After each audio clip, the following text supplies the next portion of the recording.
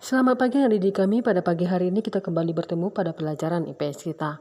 Hari ini materi kita adalah tentang pergerakan nasional Indonesia pada masa pendudukan Jepang. Kita akan bahas yang pertama tentang proses penguasaan Jepang. Kemudian, apa saja sih kebijakan pemerintahan militer Jepang? Oke, yang pertama adalah proses penguasaan Indonesia. Tujuan utama Jepang datang ke Indonesia adalah untuk kepentingan ekonomi dan politik. Jepang menginginkan Indonesia sebagai penghasil bahan baku industri. Karena kita tahu bahwa Jepang merupakan negara industri. Kemudian, ketika Jepang masuk ke Indonesia, mereka berhasil menguasai wilayah-wilayah penting di Indonesia, yaitu yang pertama, tanggal 11 Januari 1942, Jepang sampai di Tarakan, Pulau Kalimantan ya nak ya. Yang kedua, tanggal 24 Januari 1942, Jepang sampai di Balikpapan. Tanggal 16 Februari, Jepang sampai di Palembang, tepatnya di Sumatera Selatan. Kemudian, tanggal 1 Maret 1942, Jepang sampai di Jakarta. Tak disangka-sangka, tanggal 8 Maret 1942, ternyata Belanda menyerah tanpa syarat kepada Jepang di Kalijati, Subang, Jawa Barat. Perwakilannya ada dari masing-masing Belanda dengan Jepang. Kalau perwakilan dari Belanda adalah Letnan Jenderal Ten Porten. Kalau perwakilan dari Jepang, perwakilannya adalah Letnan Jenderal Imamura. Setelah Belanda menyerah tanpa syarat kepada Jepang, sejak itulah Jepang berhasil menguasai wilayah Indonesia. Artinya, wilayah Indonesia jatuh ke tangan Jepang. Ya, jatuh ke tangan penjajahan Jepang. Oke, kita akan bahas bagaimana sih kebijakan militer pemerintahan Jepang. Daerah pemerintahan militer Jepang dibagi menjadi 3 bagian. Yang pertama, pemerintahan angkatan darat atau tentara ke-25 untuk Sumatera berpusat di Bukit Tinggi. Bukit Tinggi di Sumatera Barat. Yang kedua, pemerintahan angkatan darat atau tentara ke-26 untuk Jawa dan Madura berpusat di Jakarta ya, untuk bagian wilayah Jawa.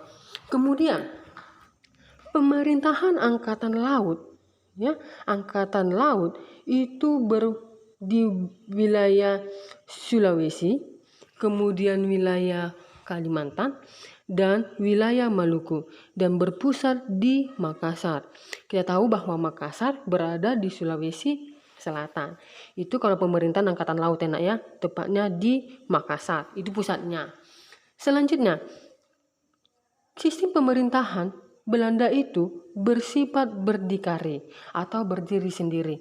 Artinya, pemerintah pusat tidak banyak berperan dalam pemenuhan kebutuhan di daerah jajahannya. Apa saja sih kebijakan militer Belanda selain yang tadi? Yaitulah pembentukan organisasi sosial. Organisasi sosial bentukan Jepang seperti 1. Gerakan 3A. 2. Pusat Tenaga Rakyat atau nanti disebut dengan Putra. Ketiga, Jawa Hokokai. Keempat, Masyumi. Kita akan bahas satu persatu organisasi sosial bentukan Jepang ini ya. Ingat ya, ada 4 organisasinya. Yang pertama adalah yaitu Semboyan 3A. Jepang memiliki semboyan 3A yang artinya Jepang Pemimpin Asia, Jepang Pelindung Asia, dan Jepang Cahaya Asia. Ingat ya. Pada saat mereka melakukan kebijakan militer, janji Jepang kepada Indonesia, mereka punya janji yang pertama. Kemudahan dalam beribadah, mengibarkan bendera merah putih berdampingan dengan bendera Jepang, menyanyikan lagu kebangsaan Indonesia Raya berdampingan bersamaan dengan lagu kebangsaan Jepang, ya nak ya. Kemudian yang kedua, Pusat Tenaga Rakyat atau Putra berdiri pada tanggal 1 Maret 1943 dengan pemimpinnya adalah 4 serangkai. Soekarno, Muhammad Hatta, Mas Masyur, Ki Hajar Dewantara.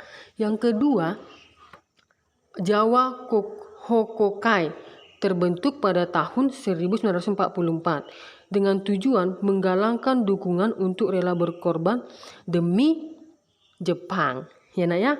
Baru yang ketiga ada Masyumi. Masyumi didirikan pada tahun 1943 dengan pemimpin K. Hasyim Asyari dengan KH Masyur. Tujuannya adalah menarik masyarakat Muslim. Ingat ya.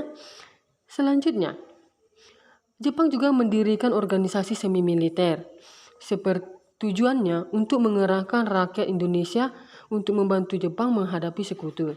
Organisasi semi militer yang dibentuk oleh Jepang seperti Seinendan, Bujinkai, baru ada Keibodan, jangan lain-lain ya. Baru ada Heihiho dan ada PETA. Inilah organisasi semi militer. Kita akan bahas satu persatu.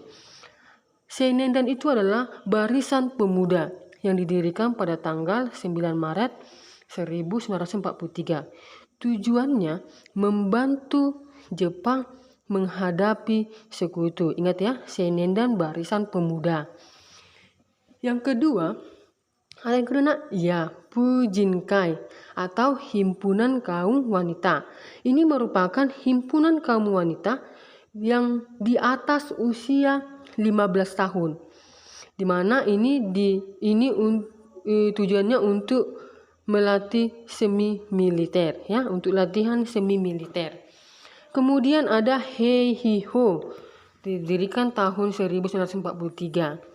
Ini Heihiho merupakan organisasi pembantu prajurit tentara Jepang ya. Selanjutnya ada yang dikenal nanti dengan PETA. PETA kepanjangan dari Pembela Tanah Air. PETA didirikan pada tanggal 3 Oktober 1943. PETA merupakan pasukan bersenjata yang memperoleh pendidikan militer khusus dari Jepang. Oke anak-anak ibu, sampai di sini dulu materi yang bisa ibu sampaikan. Silakan dibuat dalam catatannya, kemudian kirim ke Ibu Ervina. Sekian dan terima kasih.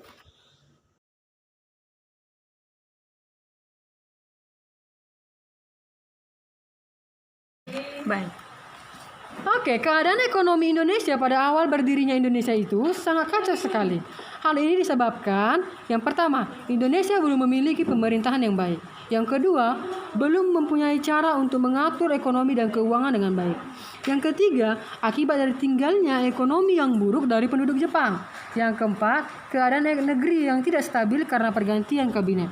Yang kelima, politik keuangan dari Belanda yang ingin menghancurkan ekonomi nasional.